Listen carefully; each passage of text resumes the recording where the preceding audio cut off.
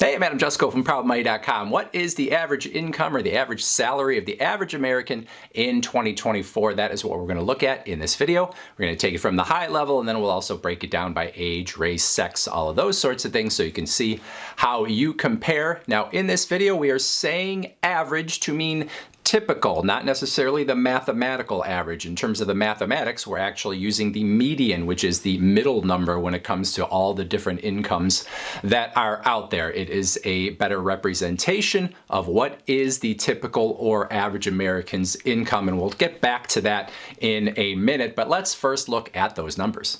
These numbers come from the Bureau of Labor Statistics, and technically the Bureau reports them as weekly earnings, and this is for the first quarter of 2024. I have just taken those weekly earnings numbers and multiplied them by 52 in order to get full year numbers. That said, the average annual income, $59,228 here in 2024. Last year at this same time, it was reported as $57,200.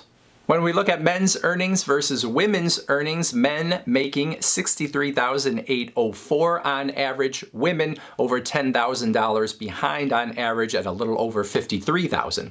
Now we'll break it down by race or ethnicity. Just to be clear, the labels I am using come from the Bureau of Labor Statistics, so if you don't like those labels, you can blame them and not me. So, white, $60,164 as an average income here in 2024.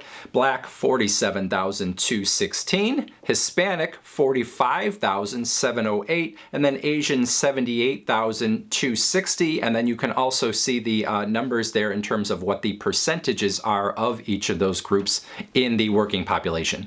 Now we'll look at things by age, and I haven't said so up to this point, but what we are looking at is full-time workers in these numbers aged anywhere from 16 on up. So obviously people, if they're working full-time at age 16, they're probably making a lot less than people who are significantly older than them. So that might skew these numbers a little bit further down. And when you look at each age group, you can think about that as well. So anyway, for those people that are in the 16 to 19 age group, the average salary only $32,188. 20 to 24 is a little over $39,000, so still down on that end. Once we get into 25-34, that's where things jump. 54,912, 35 to 44, 45 to 54, and 55 to 64. You've got a big clump of about 30 years there where the incomes aren't a whole lot different on average, even though the 45 to 54 group is a little bit more than the others, and then 65 plus we come down a little bit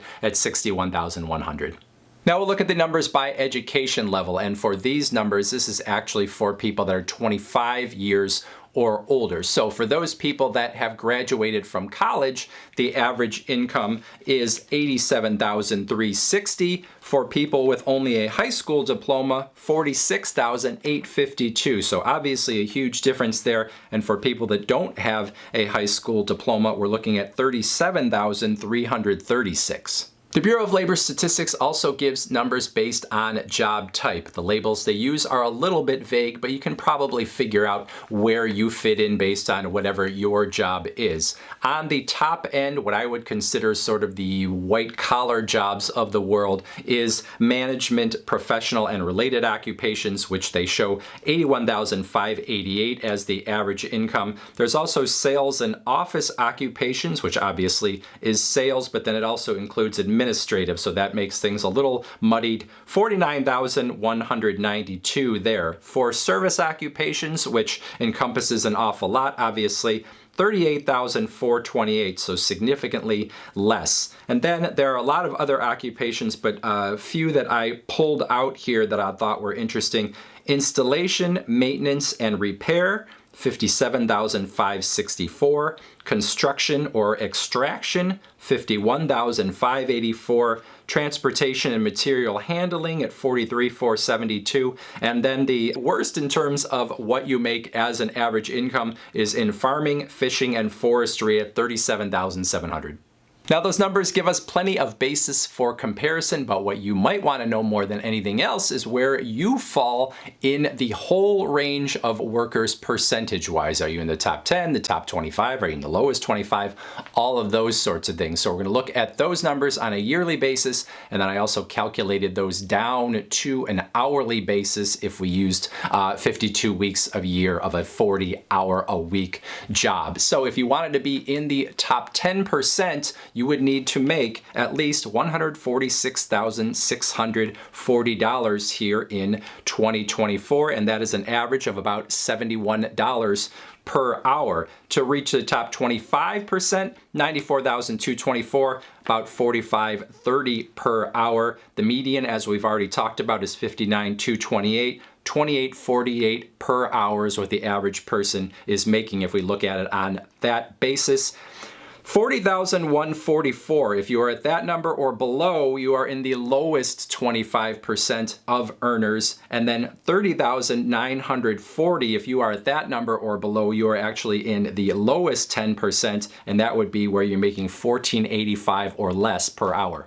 Now these numbers aren't perfect because obviously people make different amounts doing the same job in different areas of the country based on what the cost of living is in those places. So someone doing a job in San Francisco is probably going to make more money than someone doing that same job in Huntsville, Alabama, because the cost of living is so much higher in San Francisco. Those numbers are not reflected in the Bureau of Labor Statistics that we are talking about here. However, I do have a link below to those statistics, and you can get more granular on some other things like age, race, and other things sort of put all together to see what those incomes are when you really break things down even further. We only want to go so far in a video like this. And then I promised to get back to that discussion of average versus median. As I said at the beginning, we are using average in this video to mean typical, but technically, mathematically, we are using the median to try to catch that very middle number with an equal number of people below that number,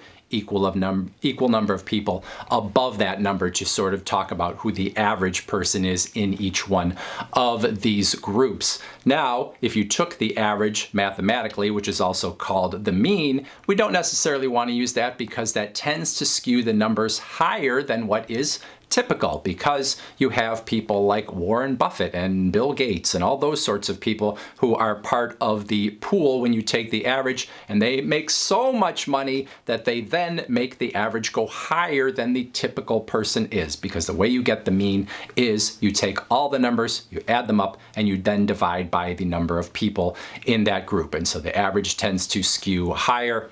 Hopefully that makes sense. If you think back to your middle school math or whatever, it hopefully will. Anyway, questions, comments, put those in the comments section below. Otherwise, I thank you for watching. And as always, please go to proudmoney.com, where we do credit card reviews, we talk personal finance, we talk deals, and all sorts of other fun stuff too. If you're not going to leave a comment or go to the website, the next video you're going to want to watch, I'm sure, is this one.